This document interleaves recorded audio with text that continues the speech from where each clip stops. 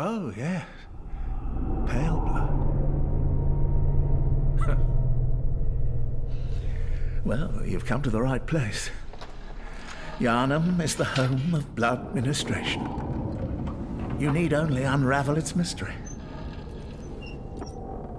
But where's an outsider like yourself to begin? Easy, with a bit of Yharnam blood of your own.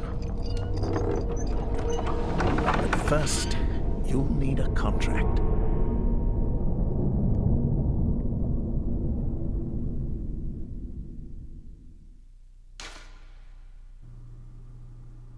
Hey there. Welcome to Bloodborne. My name is C. Jacobs,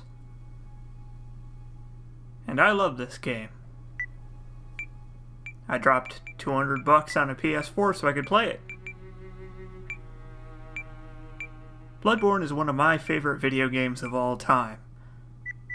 Not just in the Souls series, but I think overall. It's got very, very tight controls, brilliant lore and writing, backstory, world building, and I'm very happy to have you here to experience the world with me. Now, if you didn't watch the introductory video that I made, don't worry about it. I'm gonna go over what this Let's Play is all about a little bit more in depth once we get into the game.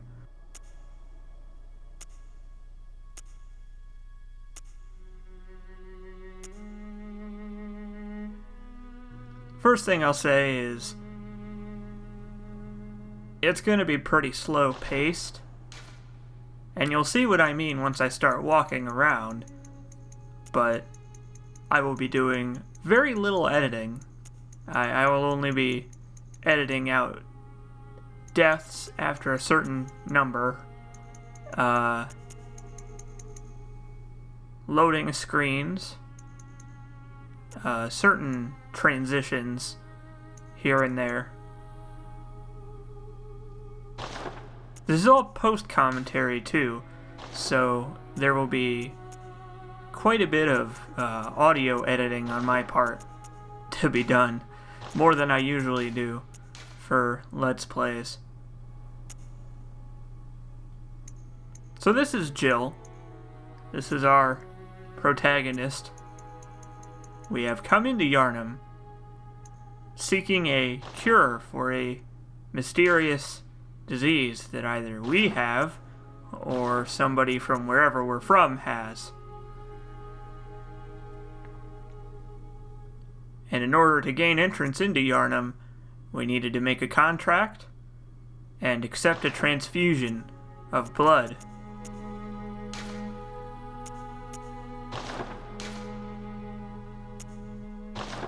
Having trouble deciding what body type I want Jill to be, but I settled on it pretty quickly, let's say. Now, the backstory for your character is pretty much whatever you want it to be, but your origin basically determines your starting stats. The thing I said about the curable disease, or the cure we're seeking out, that's canon, by the way.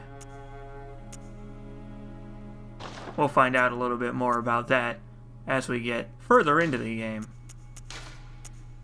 But there's not much on Jill, so we can make her whatever we want.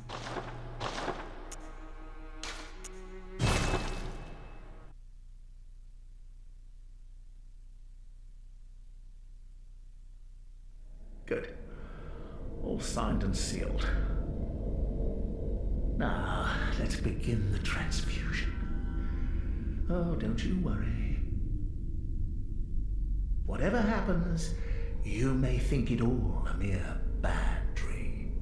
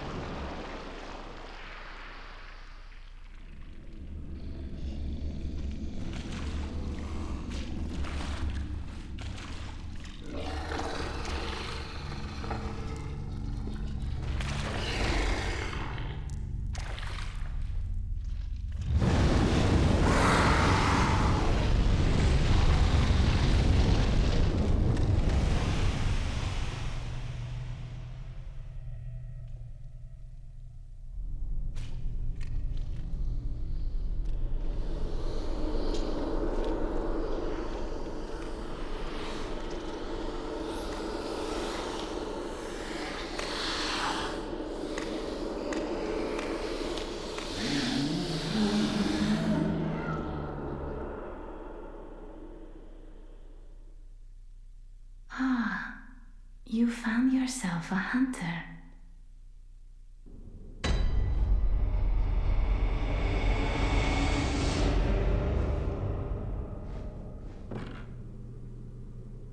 We awaken in the clinic, having successfully received our transfusion. Seems, whoever gave it to us must have left. And now we're alone in the world of Bloodborne, with our only goal being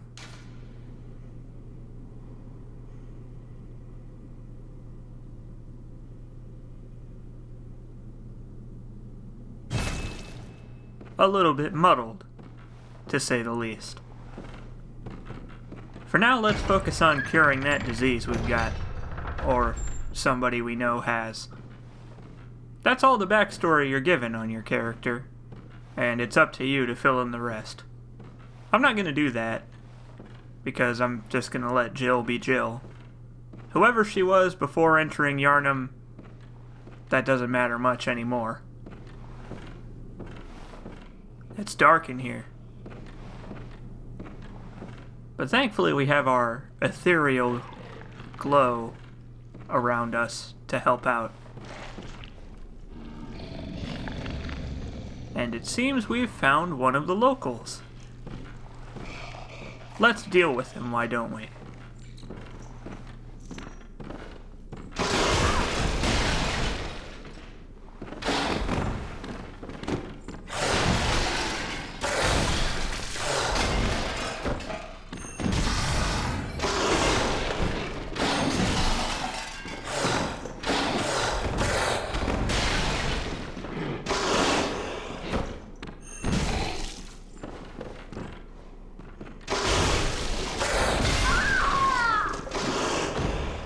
Well, that didn't go so well.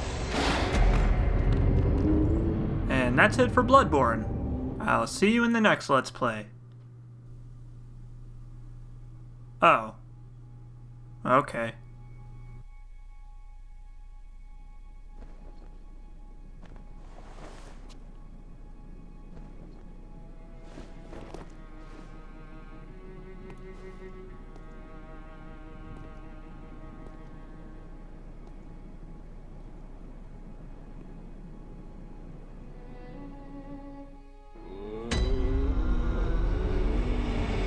We found ourselves a stranger in a strange place. We died, and yet here we are. Perfectly fine.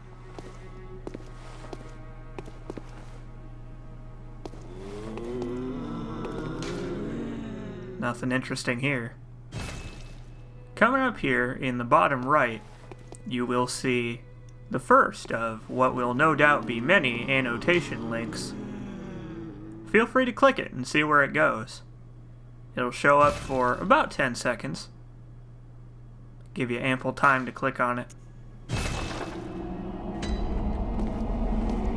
I've chosen the saw cleaver as my mainstay weapon for this playthrough, along with the hunter pistol, because they are perfectly good standbys, and I feel they encapsulate Bloodborne very well. They are the quote-unquote trademark weapons, the ones that show up on the box art.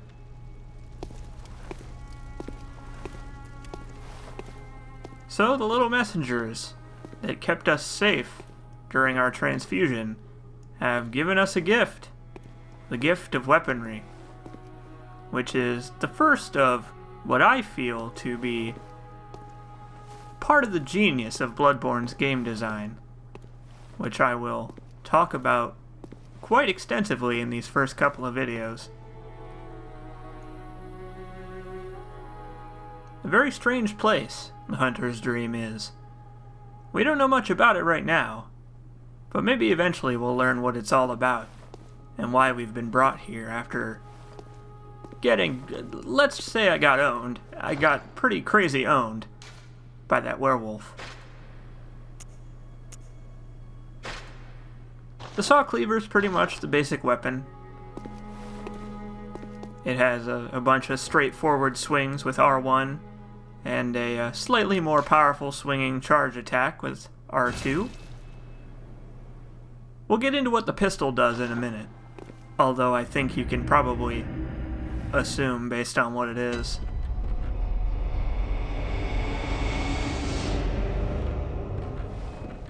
The loading screens in Bloodborne are about 30-ish seconds long, no matter where you're going and what you're doing. So, I have cut them out for your convenience, because nobody wants to sit there and watch nothing happen. Now let's take our revenge.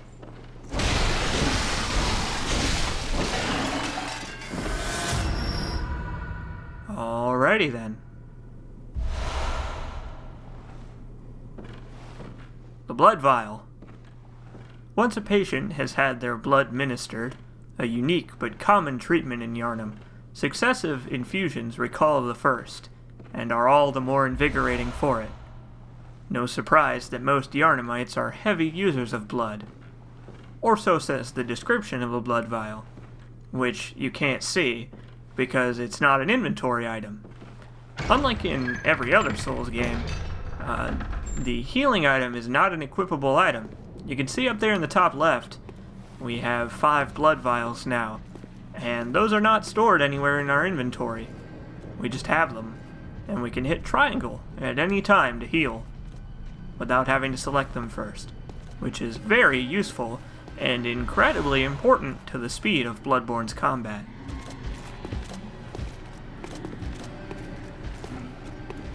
So, welcome, my friends, to Central Yharnam.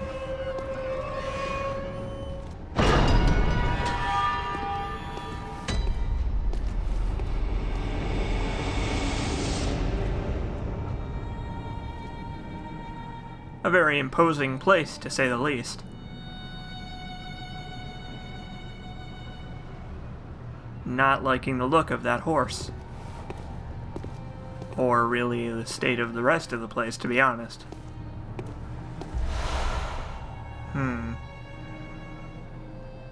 Interesting, dilapidated architecture down below.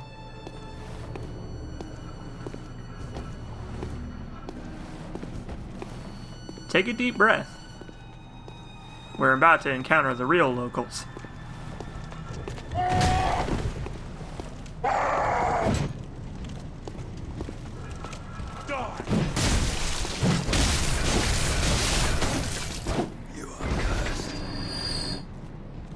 So this gentleman was one of the hunters roaming Central Yharnam, trying to keep the place safe from beasts, but it seems that the stress of the hunt has gotten to them, or maybe something else, and they've become mad, seeing anybody except for one of their fellow hunters as a beast.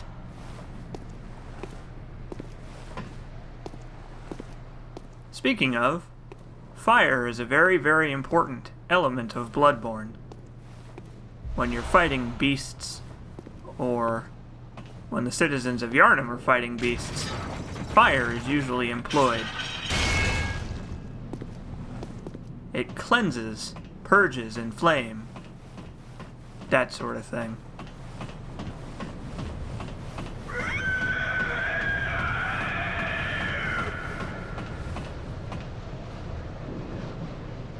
I already want to leave.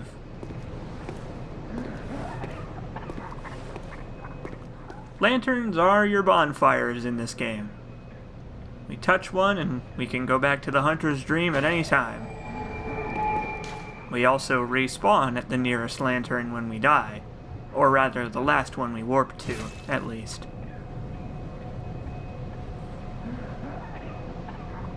Sounds like we've got one of the locals to chat up, as denoted by the incense lantern. Oh, you must be a hunter, and not one from around here either. I'm Gilbert, a fellow outsider. You must have had a fine time of it. Yharnam has a special way of treating guests. Well, I don't think I could stand if I wanted to, but I'm willing to help. if there's anything that can be done. This town is cursed. Whatever your reasons might be, you should plan a swift exit. Whatever can be gained from this place, it will do more harm than good. Why don't we ask him about that note we found? Pale blood, you say? Never heard of it. But if it's blood you're interested in, you should try the Healing Church. The church controls all knowledge on blood ministration and all varieties of blood. Across the valley to the east of Yarnham lies the town of the Healing Church, known as the Cathedral Ward. And deep within Cathedral Ward is the old Grand Cathedral, the birthplace of the Healing Church's special blood. Or so they say. Yarnamites don't share much with outsiders. Normally they wouldn't let you near the place, but the hunt is on tonight. This might be your chance. Well, alright then. Thanks for the advice, Gilbert. I suppose we will be heading across the bridge then. So this is, quote-unquote, the gimmick for this playthrough. I'm going to be taking it very, very slowly.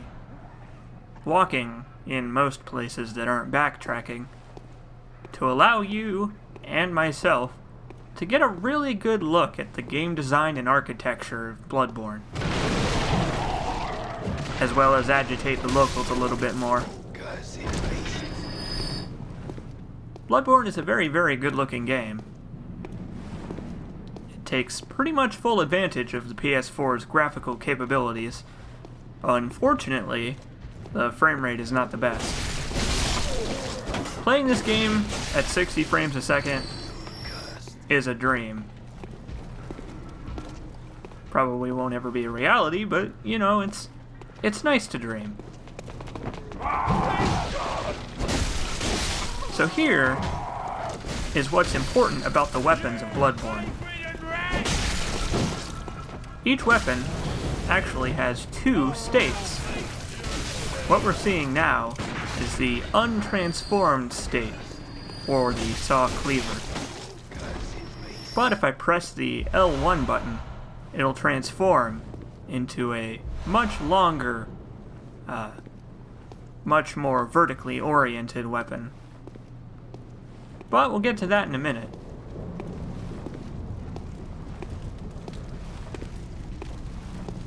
Let's talk about game design for a minute. We've gone maybe like 5 steps. We've gone down 2 staircases and up a ladder, and already we've encountered our first shortcut. Now this shortcut is important.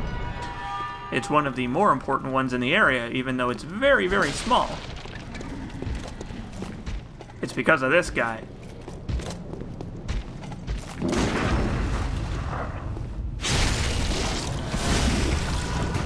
This man, whose guts I have just ripped out, does very high damage, and if he hits you, it'll hurt.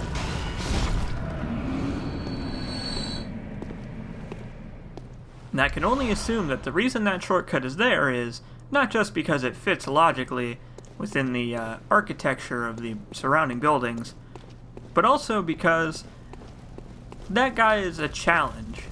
There are no items back there. There's nothing to pick up. He drops some blood vials, but that's basically it, and if you get hit by him, it's barely enough to recoup what you had to spend in order to heal. So, the reason that that man is placed there, and the reason that that shortcut is probably placed where it is to give you some freedom for experimentation, let's say. Are you that outsider? Well, sorry, but I don't want anything to do with you. Trot along, will ya? I guess Gilbert was right. Yarnamites don't share much with outsiders. So back there, I fired some shots from my pistol and then yanked out the fat guy's guts. That's how you parry in this game, with your gun. With the L2 button, sorry, you can fire a pistol shot or a shotgun shot, depending on what you're using. And it'll consume a bullet and fire at the enemy. If you hit him at the right time, you parry, and then you can riposte. Lads, you've come on.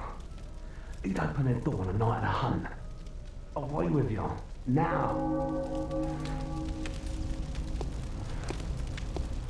I suppose the Yarnamites do have a reason to be perhaps a little bit secretive, let's say.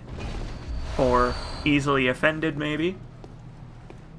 I guess the hunt is a pretty ubiquitous term around here.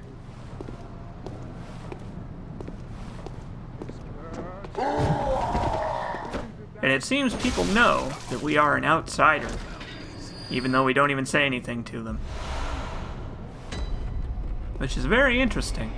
And I'll elaborate more on that a little bit later, when we find out why they can tell we are an outsider. Now back there I picked up the very first Bloodstone Shard, which is an upgrade item. It's the Titanite of this game, basically. We'll get more into that a little later. Seems the local yokels have captured a beast. Joke's on them. I'm about to steal their victory away from them. It's all your fault!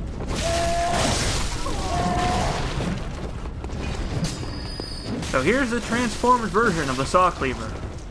You won't see me using it very often, because it's honestly not all that useful against multiple people. Basically, the transformed version of the saw cleaver is for when you want to hit enemies that are standing in a line, and the untransformed version is for when you want to hit enemies that are standing around you. But like I said when I picked it up, the saw cleaver is pretty good no matter what you do.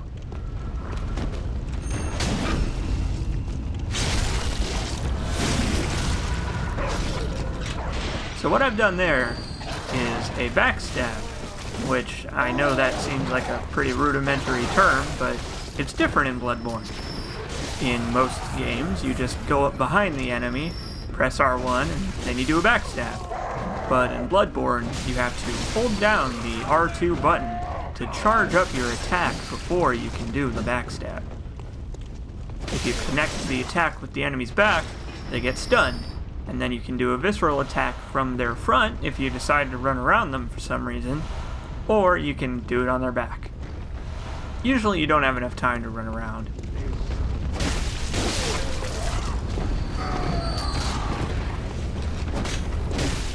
So you can see from the way I've pretty much cleaned these guys out, Bloodborne accustoms you much better to taking on groups of enemies than the Dark Souls series does.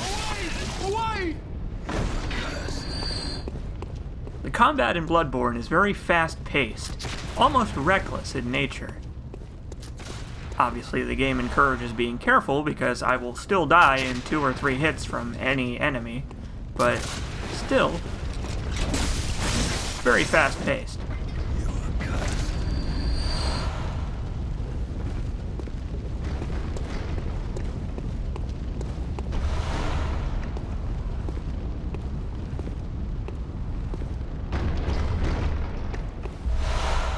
Not sure I like whoever's back there.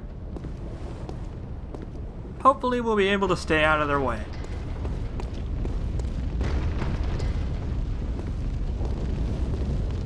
Grody. I love the lighting in this game. The bright red, almost orange sky is very foreboding, but the sunset is calming almost, compared to the dark gray and brown of the surrounding buildings and the floor even. The ground is slicked with water. Puddles of gunk everywhere. Corpses lining the streets. Coffins, even. Yarnum doesn't seem like a very nice place to live, even without the pretty sunset. I don't reckon you're from round here. Well, stuck outside on a night of the hunt. Oh, you poor, poor thing.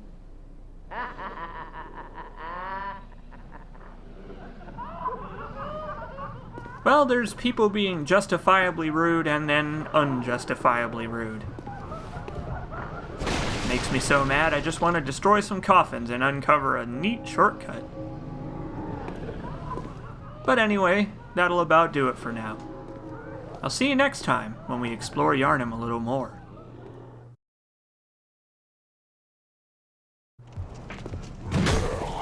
Two weapons I didn't pick in the Hunter's Dream at the start of the video are the Hunter's Axe and the Cane.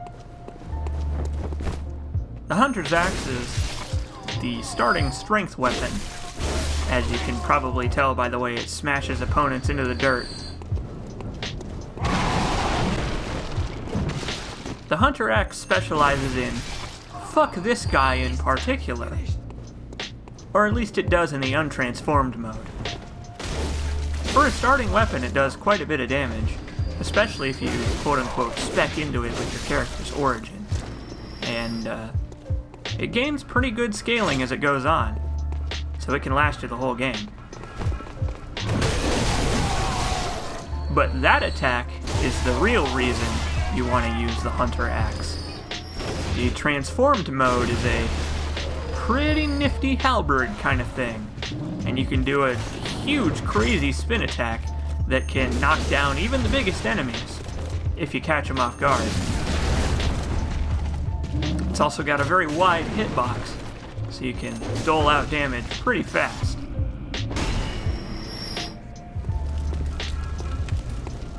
The Trick Cane is the other weapon that I didn't pick. At least I believe that's its name. I really should have looked it up before recording this part of the video. It is the skill weapon, which is dexterity in this game. It specializes in quick, light attacks that don't use very much stamina. When you're in the middle of using it, you are stun-locked fairly easily. But again, the transformed mode, I think, excels a little bit better in specialization. When it is transformed, it becomes a very pretty looking whip that is also extremely dangerous to groups of enemies. It's got very, very large reach, especially for a, beginning game weapon. And, although you can't backstab when you are using the transformed mode, it doesn't really matter because it's still pretty good.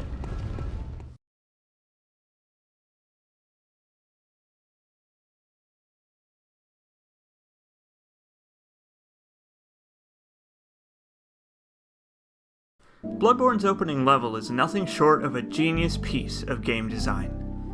It teaches the player everything they need to know about how to play, what they're up against, and about each type of tool they'll need to survive.